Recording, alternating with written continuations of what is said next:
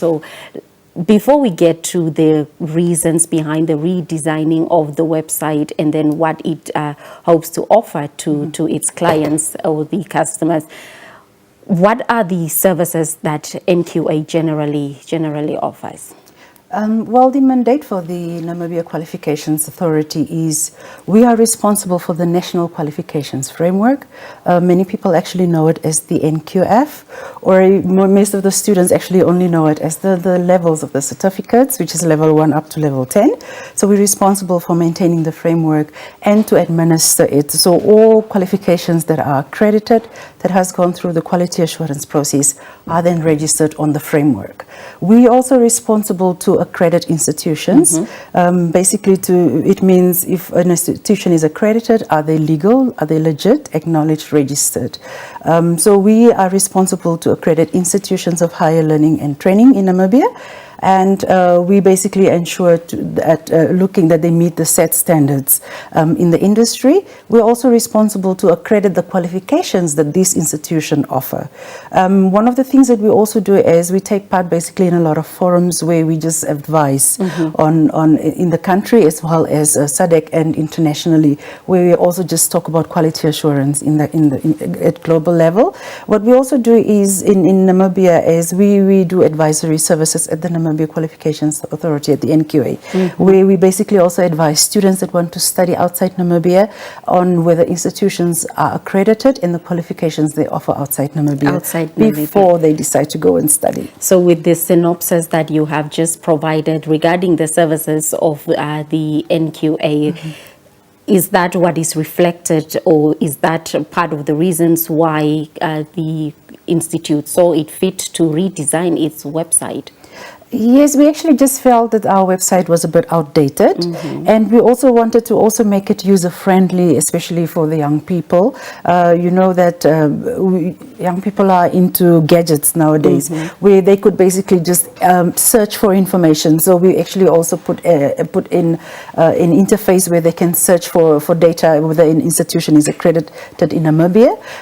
Also, just to find information easily on our website and just to be able to move around on our website at ease and not feel like they're not able to access it. Also, when they view it on their mobile phones, that it looks exactly the same as when they view it from a laptop or a computer. Now, Ms. Dengu, students or many students are in the process of applying to study further their studies and so on. We are at the end of the year, and you have mentioned something that's quite fundamental, an issue that many students, I'm sure, are questioning themselves whether the institutions are accredited and so on. But so still, the mushrooming takes place. So the mushrooming of unaccredited institutions takes place. How does NQA deal with that? And can one also find that information on the website? You know, this is one of the reasons why we revamped our website, basically to make sure that young people are able to get the information of all accredited institutions in Namibia. They're able to get the institution as well as the qualifications that they're accredited for, as well as the specific campuses that is accredited. We do, you know, mushrooming of institutions basically is a global problem that we're all facing. But for the NQA, we thought of how can we deal with this. We basically for this year visited 7 regions where we've really done a lot of extensive information sharing, where we've done stakeholder engagements as well with the regional councillors. We've spoken to education inspectors, principals at different schools in the region, as well as the life skills teachers, sharing information on the importance of really alerting students on the mushrooming of institutions.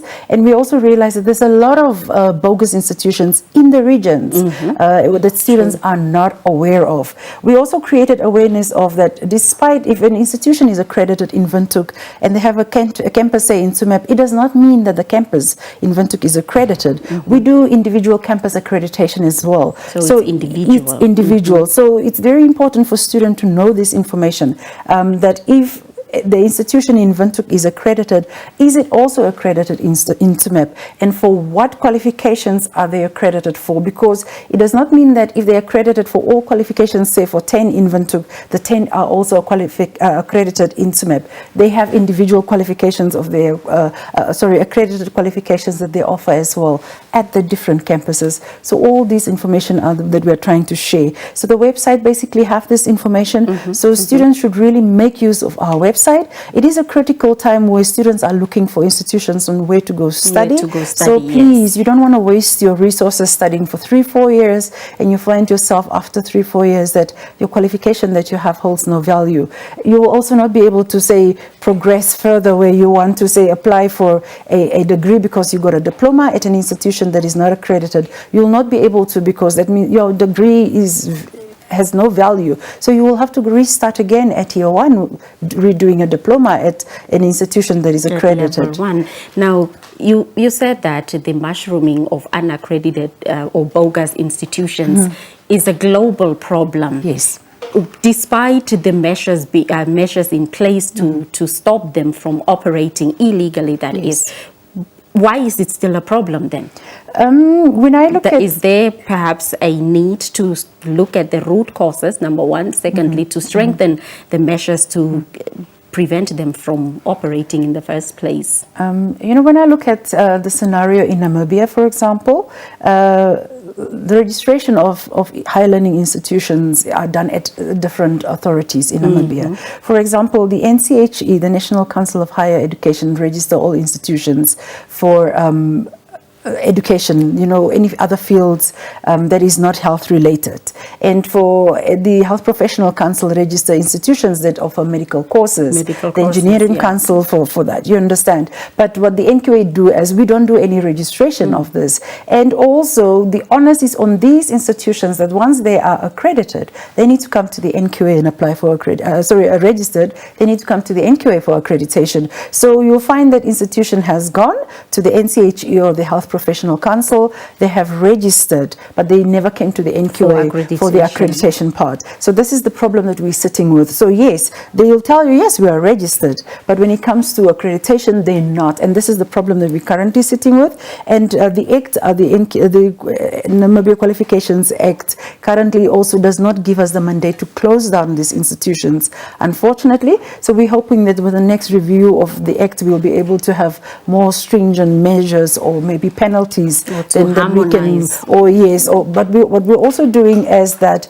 we're basically trying to have MOUs with our partners, the NCHE, the Health Professional Council, the Namibia Training Authority, where we're trying to see how can we basically try and sort this issue out, because it's really a big concern. In Namibia, we have a lot of higher learning institutions that are not accredited, but they are registered institutions. And this information, you did mention that throughout the year you have gone on information sharing sessions at schools, regional councils, with regional councils and so on. Is this also what you shared with them for learners especially to know that?